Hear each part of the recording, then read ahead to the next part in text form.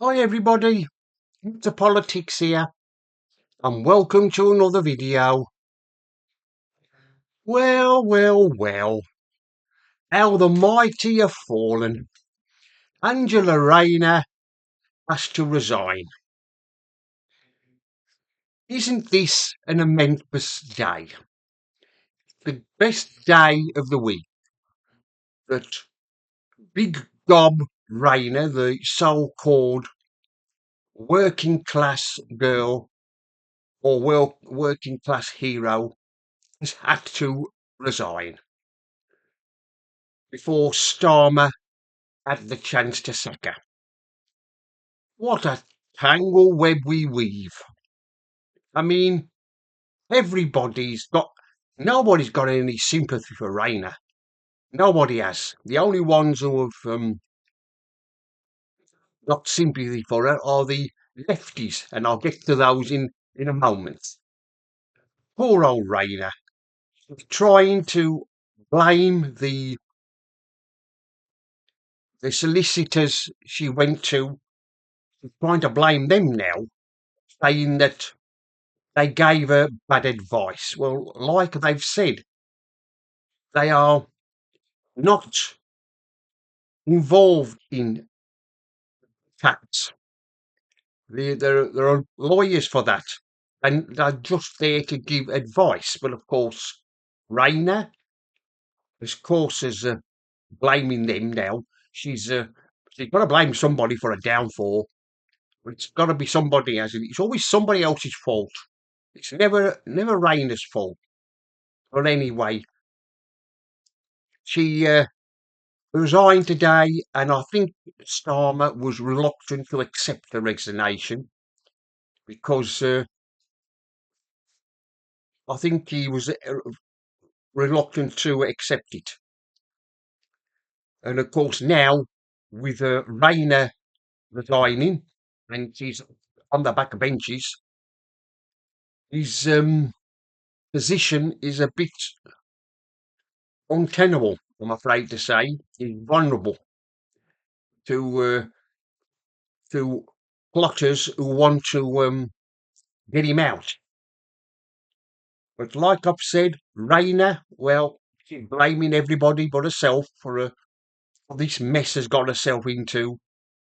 Really, she's been better off going to tax advisor, somebody who could advise her on tax, because you know how complicated tax is. So she would have done better by going to a lawyer or somebody who knows about tax. But of course, she wouldn't. And now the blame game starts. And did you see Rayner's resignation letter? I don't think she can spell. You can see it. It's if it was written. The resignation letter was written as it was written. Looks like it was written by a 5-year-old. Surely Rayner can spell better than that. I mean, he was deputy prime minister. I mean, good grief. But like I've said, going now. Let's get on to the lefties. There was an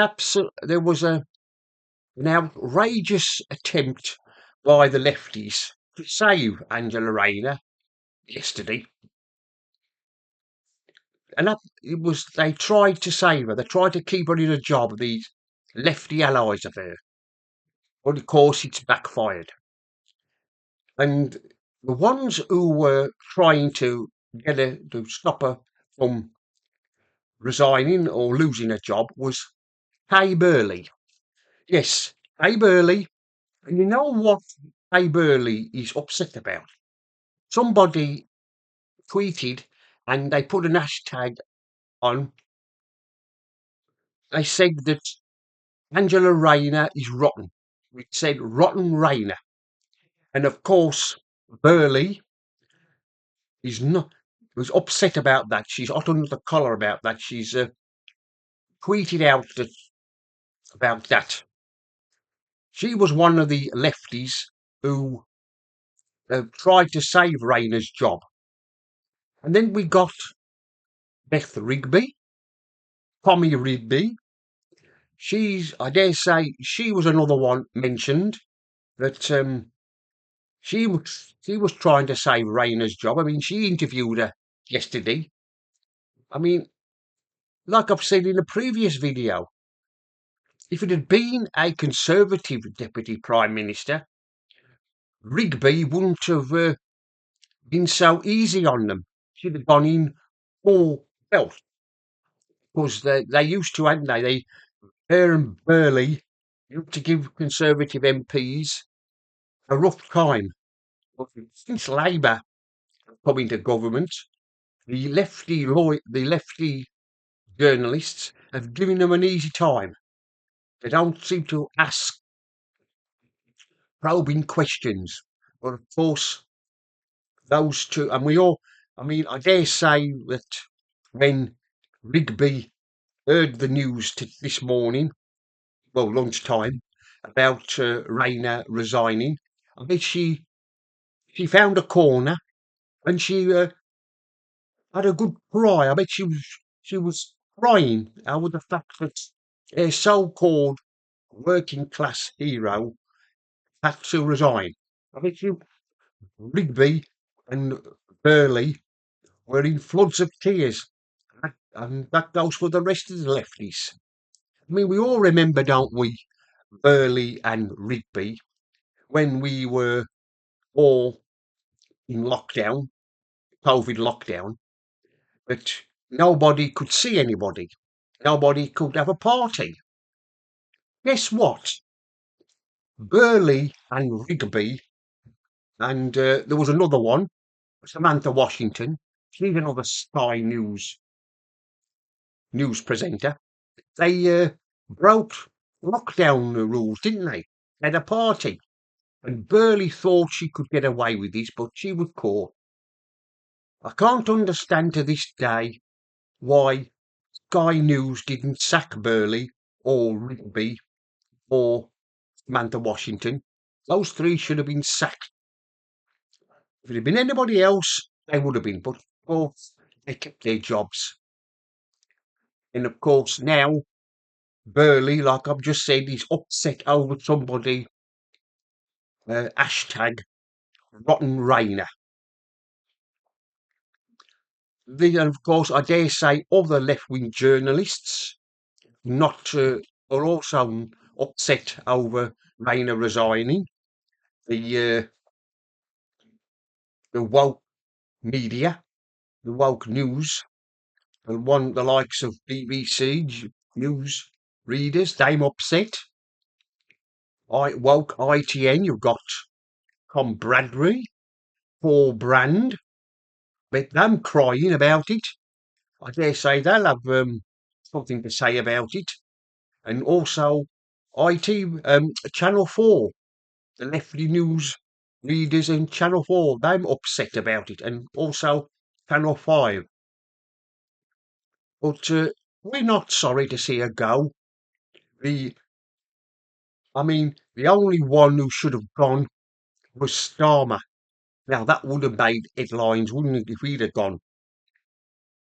But now, Rayner has bought all this on herself. She should have paid the 40% stamp duty when she bought the other property. She didn't, and she's been caught out. And as a consequence, she's lost her job. Of course, now she's on the back benches, and like I've said, well, you know what ex-ministers are like when they go onto the back benches? She'll probably make Starmer's life a living hell. He'll have to keep looking over his shoulder. You know what they say? You know what they say? Keep your friends close, but your enemies even closer. Because Starmer will have to have eyes in the back of his head, because what's coming is going to be absolute hell for him. Anyway, that's the end of this video. Mr. Politics here signing off. And remember, don't believe the lies.